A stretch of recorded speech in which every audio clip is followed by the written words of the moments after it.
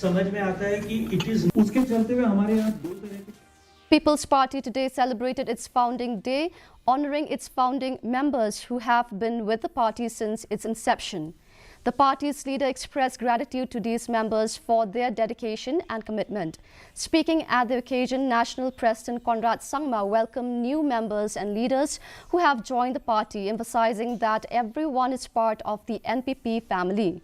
The leader also highlighted the party's commitment to indigenous rights and its accessibility to the people of the state. He encouraged party members to be humble and grounded and to always remember the people they serve.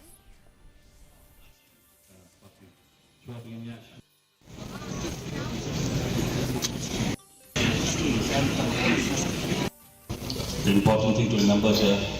People will support you. But if you are driven by the desire to get a position, or if you're driven by desire of wealth, you are bound to make the wrong decisions in life and in politics. And friends, let this be one of the biggest